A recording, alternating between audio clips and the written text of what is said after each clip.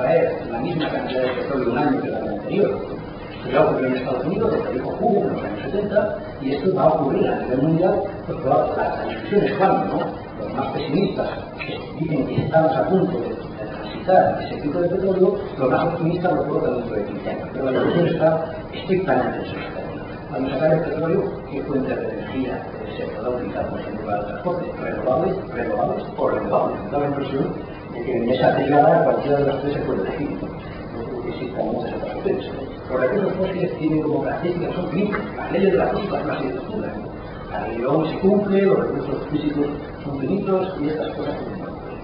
¿Qué es lo que ha hecho la Unión Europea? La Unión Europea, si habría que decir esto desde que yo tengo conciencia de que España se incorpora a la Unión Europea, ha hecho una serie de directrices que han alumbrado una retórica que habla de seguridad de suministro, competencia para mejorar el servicio y bajar los precios, y sostenibilidad. En los últimos tiempos habla de cambio climático, sobre todo, sostenibilidad significa con cambio climático.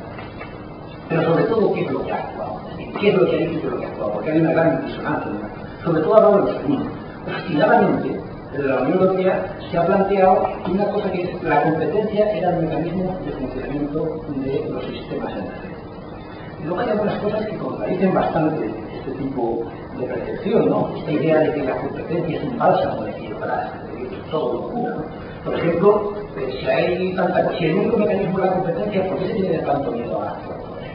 Gazprom es, para quien no lo sepa, la gran empresa de gas rusa, que en la actualidad está intentando entrar en el mercado europeo y de la que la Unión Europea está defendiendo muchos incidentes.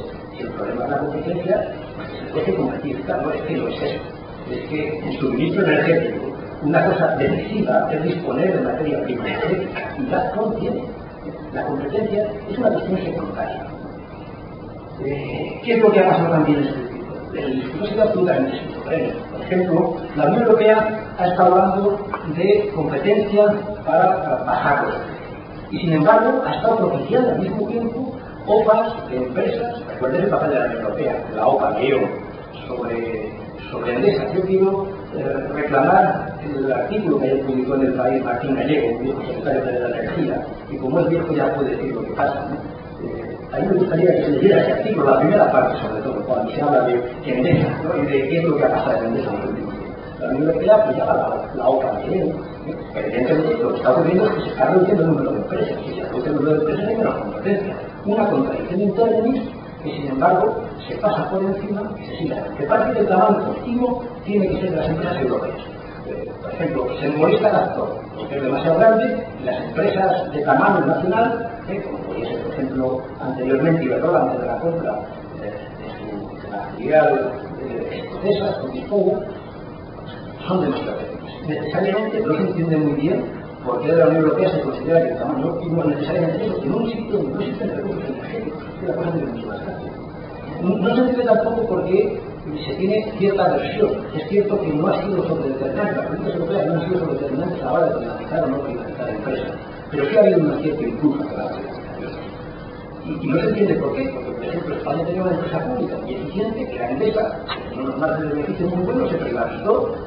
Ayer decía Martín Gallego que se decidió un perfecto profesional que llevaba miles de años en esto, o Martín Villa, lo calificaba de una manera que ustedes ya no, porque no me atrevo yo a utilizar los términos que yo utilizaba, y lo que ocurrió después es que Endesa estuvo mucho tiempo siendo privado y después ha sido comprado en buena medida por una empresa pública o por participación pública.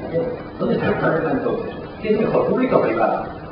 ¿Por qué entonces si las privadas son más eficientes respecto a las públicas? No se acaba de entender muy bien este tipo de lógica. Por ejemplo, el caso español, ¿no?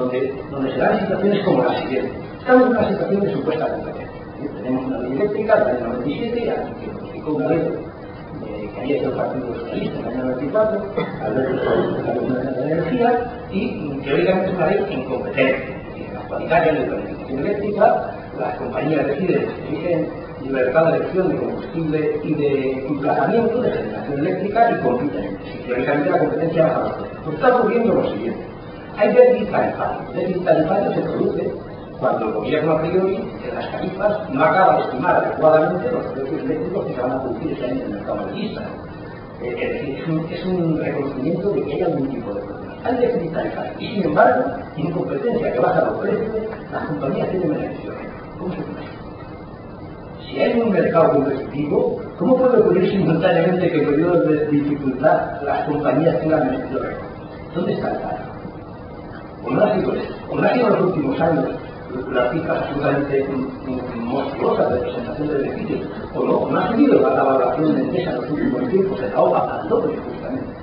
Ese tipo de cosas, esas contradicciones tan brutales, han sido, no digo yo que estas solo para la Unión Europea, por una parte son responsabilidad política nacional. No quiero quitar a nadie los méritos que le corresponden, ¿no? Pero sí que hay un impulso a esta idea absolutamente, en mi opinión, equivocada, de que el mercado es un mecanismo de regulación. Ha habido políticas nacionales muy eficientes que además en momentos especiales han cumplido un papel esencial. Es decir, en sistemas de competencia no se levanta una red eléctrica como la levantó Francia hace unos cuantos años, cuando hubo una nevada absolutamente monstruosa.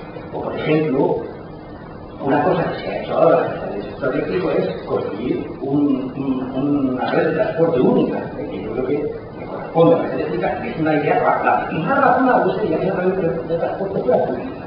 Mucho más razonable que esa red de transporte tuviera como objetivo principal el servicio público.